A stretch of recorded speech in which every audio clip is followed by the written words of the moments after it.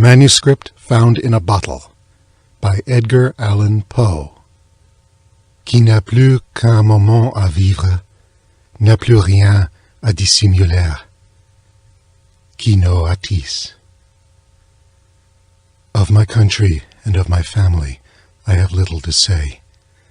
Ill usage and length of years have driven me from the one and estranged me from the other. Hereditary wealth afforded me an education of no common order, and a contemplative turn of mind enabled me to methodize the stores which early study very diligently garnered up. Beyond all things, the study of the German moralists gave me great delight, not from any ill-advised admiration of their eloquent madness, but from the ease with which my habits of rigid thought enabled me to detect their falsities. I have often been reproached with the aridity of my genius. A deficiency of imagination has been imputed to me as a crime, and the Pyrrhonism of my opinions has at all times rendered me notorious. Indeed, a strong relish for physical philosophy has, I fear, tinctured my mind with a very common error of this age. I mean the habit of referring occurrences, even the least susceptible of such reference, to the principles of that science. Upon the whole, no person could be less liable than myself to be led away from the severe precincts of truth by the ignes fatui of superstition. I have thought proper to premise thus much, lest the incredible tale I have to tell should be considered rather the raving of a crude imagination than the positive experience of a mind to which the reveries of fancy have been a dead letter and a nullity. After many years spent in foreign travel, I sailed in the year 1800 from the port of Batavia, in the rich and populous island of Java, on a voyage to the archipelago of the Sunda Islands. I went as passenger, having no other inducement than a kind of nervous restlessness which haunted me as a fiend. Our vessel was a beautiful ship of about 400 tons, copper-fastened, and built at Bombay of Malabar teak. She was freighted with cotton wool and oil from the Laccadive Islands. We had also on board coir, jaggery, ghee, coconuts, and a few cases of opium. The stowage was clumsily done, and the vessel consequently crank. We got under way with a mere breath of wind, and for many days stood along the eastern coast of Java, without any other incident to beguile the monotony of our course than the occasional meeting with some of the small grabs of the archipelago to which we were bound. One evening, leaning over the taffrail, I observed a very singular isolated cloud to the northwest. It was remarkable, as well for its color as from its being the first we had seen since our departure from Batavia. I watched it attentively until sunset, when it spread all at once to the eastward and westward, girding in the horizon with a narrow strip of vapor, and looking like a long line of low beach.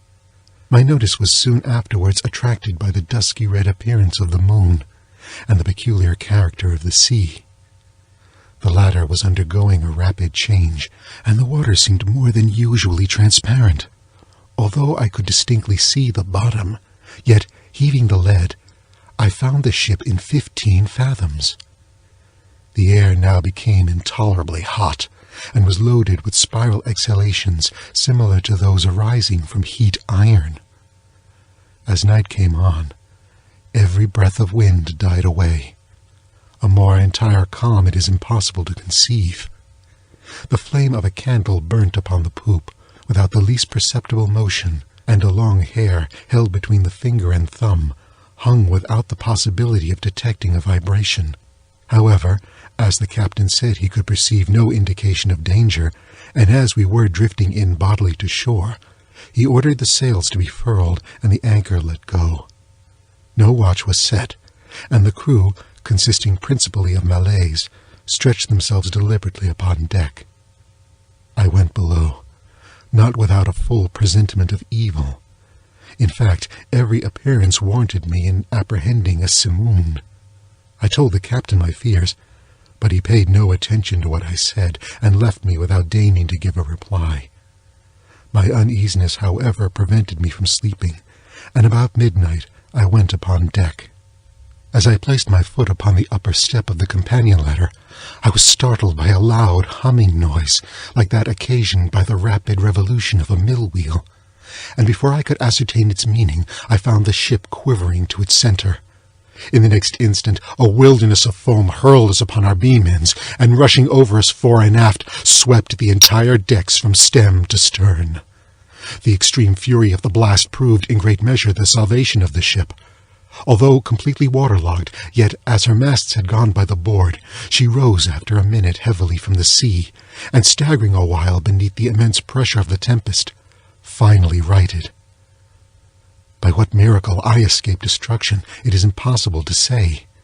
Stunned by the shock of the water, I found myself upon recovery jammed in between the sternpost and rudder. With great difficulty I gained my feet, and looking dizzily around, was at first struck with the idea of our being among breakers. So terrific, beyond the wildest imagination, was the whirlpool of mountainous and foaming ocean within which we were engulfed. After a while, I heard the voice of an old Swede who had shipped with us at the moment of our leaving port. I hallooed to him with all my strength, and presently he came reeling aft. We soon discovered that we were the sole survivors of the accident. All on deck, with the exception of ourselves, had been swept overboard. The captain and mates must have perished as they slept, for the cabins were deluged with water. Without assistance, we could expect to do little for the security of the ship, and our exertions were at first paralyzed by the momentary expectation of going down. Our cable had, of course, parted like pack-thread at the first breath of the hurricane, or we should have been instantaneously overwhelmed. We scudded with frightful velocity before the sea, and the water made clear breaches over us. The framework of our stern was shattered excessively, and in almost every respect we had received considerable injury. But to our extreme joy, we found the pumps unchoked, and that we had made no great shifting of our ballast. The main fury of the blast had already blown over, and we apprehended little danger from the violence of the wind. But we looked forward to its total cessation with dismay, well believing that, in our shattered condition, we should inevitably perish in the tremendous swell which would ensue. But this very just apprehension seemed by no means likely to be soon verified. For 5 entire days and nights, during which our only subsistence was a small quantity of jaggery, procured with great difficulty from the forecastle, the hulk flew at a rate defying computation, before rapidly succeeding flaws of wind, which, without equaling the first violence of the simoon, were still more terrific than any tempest I had before encountered. Our course for the first 4 days was, with trifling variations, southeast and by south, and we must have run down the coast of New Holland.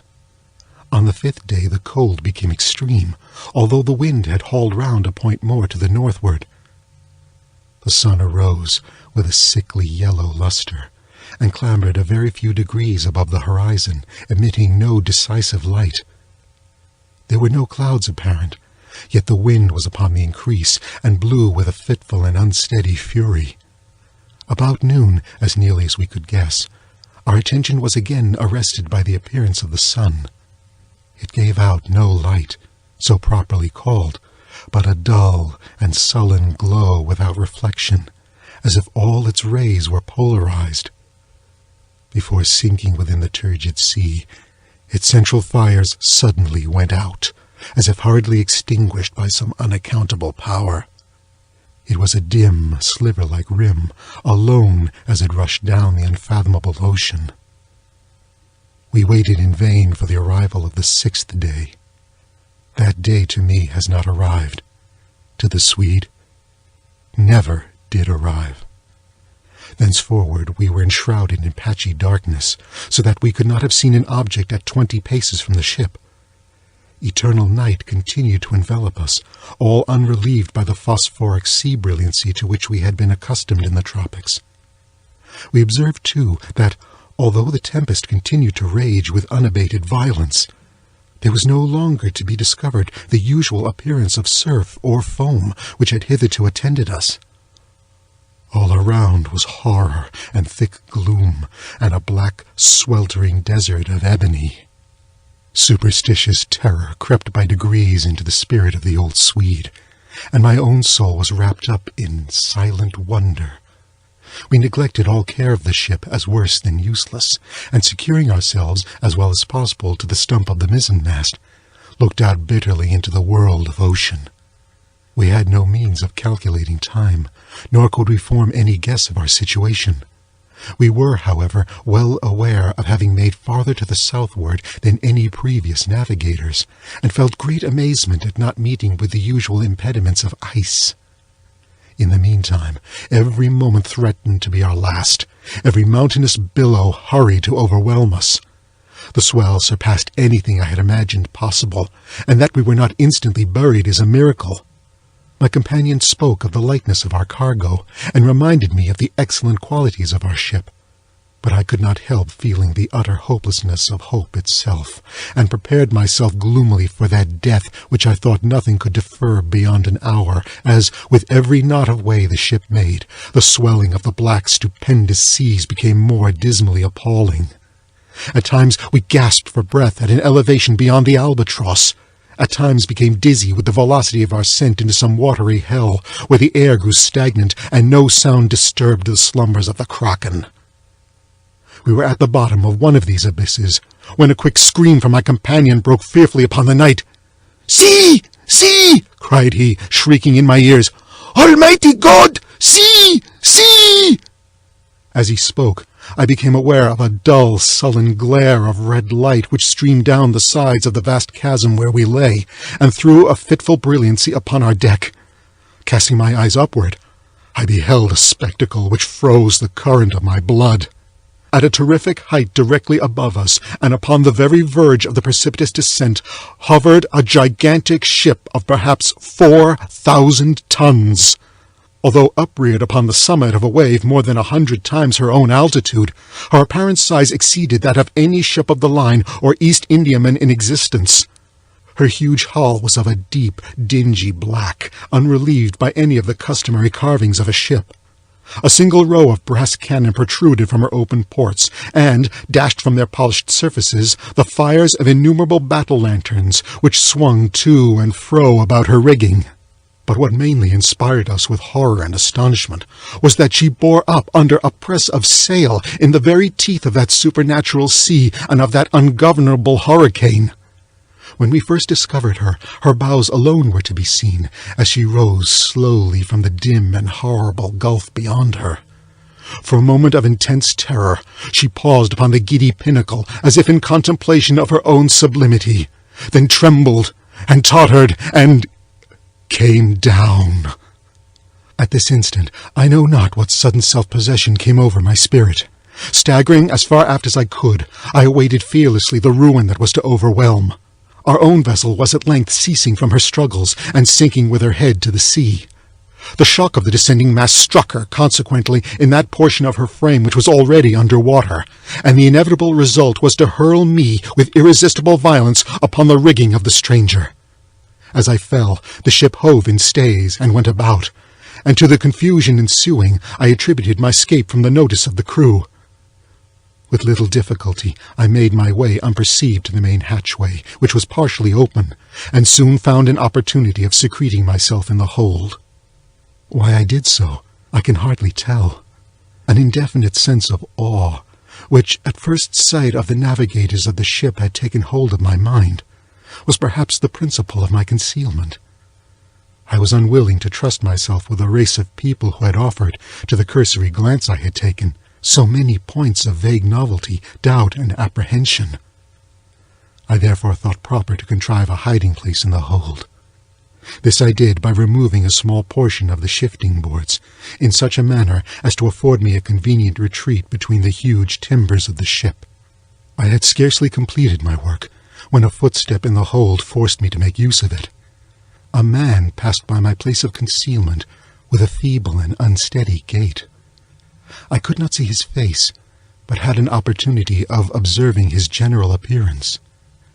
There was about it an evidence of great age and infirmity. His knees tottered beneath a load of years, and his entire frame quivered under the burthen. He muttered to himself, in a low, broken tone, some words of a language which I could not understand, and groped in a corner among a pile of singular-looking instruments and decayed charts of navigation. His manner was a wild mixture of the peevishness of second childhood and the solemn dignity of a god.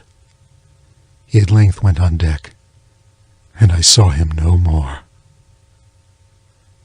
A feeling, for which I have no name, has taken possession of my soul, a sensation which will admit of no analysis, to which the lessons of bygone times are inadequate, and for which I fear futurity itself will offer me no key. To a mind constituted like my own, the latter consideration is an evil. I know that I shall never be satisfied with regard to the nature of my conceptions. Yet it is not wonderful that these conceptions are indefinite, since they have their origin in sources so utterly novel.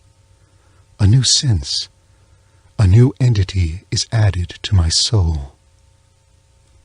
It is long since I first trod the deck of this terrible ship, and the rays of my destiny are, I think, gathering to a focus. Incomprehensible men, wrapped up in meditations of a kind which I cannot divine, they pass by me unnoticed. Concealment is utter folly on my part, for the people will not see. It was but just now that I passed directly before the eyes of the mate. It was no long while ago that I ventured into the captain's own private cabin, and took thence the materials with which I write and have written. I shall from time to time continue this journal. It is true that I may not find an opportunity of transmitting it to the world, but I will not fail to make the endeavor. At the last moment, I will enclose the manuscript in a bottle, and cast it within the sea. An incident has occurred which has given me new room for meditation. Are such things the operation of ungoverned chance? I had ventured upon deck, and thrown myself down, without attracting any notice, upon a pile of ratlin stuff and old sails in the bottom of the yawl. While musing upon the singularity of my fate, I unwittingly daubed with a tar-brush the edges of a neatly folded studding sail which lay near me on a barrel. The studding sail is now bent upon the ship, and the thoughtless touches of the brush are spread out into the word Discovery. I have made many observations lately upon the structure of the vessel. Although well armed, she is not, I think, a ship of war. Her rigging, build, and general equipment all negative a supposition of this kind. What she is not I can easily perceive. What she is, I fear it is impossible to say. I know not how it is, but in scrutinizing her strange model and singular cast of spars, her huge size and overgrown suits of canvas, her severely simple bow and antiquated stern, there will occasionally flash across my mind a sensation of familiar things, and there is always mixed up with such indistinct shadows of recollection an unaccountable memory of old foreign chronicles and ages long ago. I have been looking at the timbers of the ship. She is built of a material to which I am a stranger. There is a peculiar character about the wood which strikes me as rendering it unfit for the purpose to which it has been applied. I mean its extreme porousness, considered independently by the worm-eaten condition which is a consequence of navigation in these seas, and apart from the rottenness attendant upon age. It will appear perhaps an observation somewhat over-curious, but this wood would have every characteristic of Spanish oak, if Spanish oak were distended by any unnatural means. In reading the above sentence, a curious apothegm of an old weather-beaten Dutch navigator comes full upon my recollection. "It is as sure," he was wont to say when any doubt was entertained of his veracity, "as sure as there is a sea where the ship itself will grow in bulk like the living body of the seaman." About an hour ago, I made bold to thrust myself among a group of the crew. They paid me no manner of attention, and although I stood in the very midst of them all, seemed utterly unconscious of my presence. Like the one I had first seen in the hold, they all bore about them the marks of a hoary old age. Their knees trembled with infirmity. Their shoulders were bent double with decrepitude. Their shriveled skins rattled in the wind. Their voices were low, tremulous, and broken. Their eyes glistened with the rheum of years, and their gray hairs streamed terribly in the tempest. Around them, on every part of the deck, lay scattered mathematical instruments of the most quaint and obsolete construction. I mentioned some time ago the bending of a studding sail. From that period, the ship, being thrown dead off the wind, has continued her terrific course due south, with every rag of canvas packed upon her, from her trucks to her lower studding sail booms, and rolling every moment her topgallant yardarms in the most appalling hell of water which it can enter into the mind of a man to imagine. I have just left the deck, where I find it impossible to maintain a footing, although the crew seem to experience little inconvenience. It appears to me a miracle of miracles that our enormous bulk is not swallowed up at once and forever. We are surely doomed to hover continually upon the brink of eternity, without taking a final plunge into the abyss. From billows 1,000 times more stupendous than any I have ever seen, we glide away with the facility of the arrowy seagull, and the colossal waters rear their heads above us like demons of the deep, but like demons confined to simple threats and forbidden to destroy. I am led to attribute these frequent escapes to the only natural cause which can account for such effect. I must suppose the ship to be within the influence of some strong current or impetuous undertow. I have seen the captain face to face, and in his own cabin, but, as I expected, he paid me no attention. Although in his appearance there is, to a casual observer, nothing which might bespeak him more or less than man, still a feeling of irrepressible reverence and awe mingled with the sensation of wonder with which I regarded him. In stature, he is nearly my own height, that is, about 5 feet 8 inches. He is of a well-knit and compact frame of body, neither robust nor remarkably otherwise. But it is the singularity of the expression which reigns upon the face. It is the intense, the wonderful, the thrilling evidence of old age, so utter, so extreme, which excites within my spirit a sense, a sentiment ineffable. His forehead, though little wrinkled, seems to bear upon it the stamp of a myriad of years. His gray hairs are records of the past, and his grayer eyes are sibyls of the future. The cabin floor was thickly strewn with strange iron-clasped folios and moldering instruments of science and obsolete, long-forgotten charts. His head was bowed down upon his hands, and he pored with a fiery, unquiet eye over a paper which I took to be a commission, and which, at all events, bore the signature of a monarch. He muttered to himself, as did the first seaman whom I saw in the hold, some low, peevish syllables of a foreign tongue, and although the speaker was close at my elbow, his voice seemed to reach my ears from the distance of a mile. The ship and all in it are imbued with the spirit of eld. The crew glide to and fro like the ghosts of buried centuries.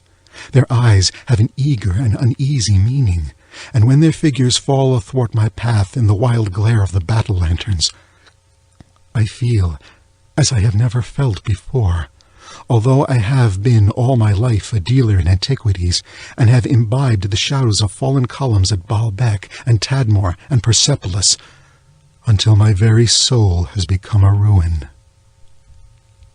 When I look around me, I feel ashamed of my former apprehensions. If I trembled at the blast which has hitherto attended us, shall I not stand aghast at a warring of wind and ocean to convey any idea of which the words tornado and simoon are trivial and ineffective?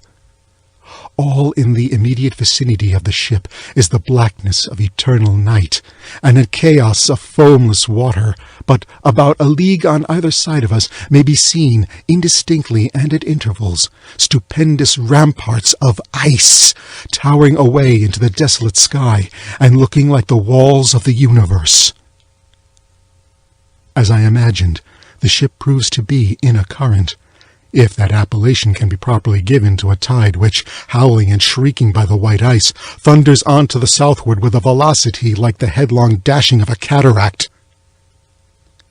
To conceive the horror of my sensations is, I presume, utterly impossible. Yet a curiosity to penetrate the mysteries of these awful regions predominates even over my despair, and will reconcile me to the most hideous aspect of death. It is evident that we are hurrying onwards to some exciting knowledge, some never-to-be-imparted secret whose attainment is destruction. Perhaps this current leads us to the southern pole itself. It must be confessed that a supposition apparently so wild has every probability in its favor. The crew pace the deck with unquiet and tremulous step, but there is upon their countenances an expression more of the eagerness of hope than of the apathy of despair. In the meantime, the wind is still in our poop, and as we carry a crowd of canvas, the ship is at times lifted bodily from out the sea. Oh, horror upon horror! The ice opens suddenly to the right and to the left, and we are whirling dizzily in immense concentric circles round and round the borders of a gigantic amphitheater, the summit of whose walls is lost in the darkness and the distance. But little time will be left me to ponder upon my destiny.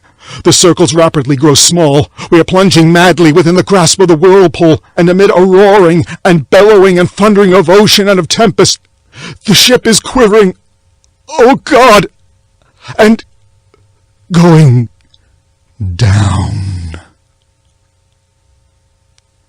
Note: the manuscript found in a bottle was originally published in 1831, and it was not until many years afterwards that I became acquainted with the maps of Mercator, in which the ocean is represented as rushing by 4 mouths into the northern polar gulf, to be absorbed into the bowels of the earth, the pole itself being represented by a black rock towering to a prodigious height. End of Manuscript in a Bottle.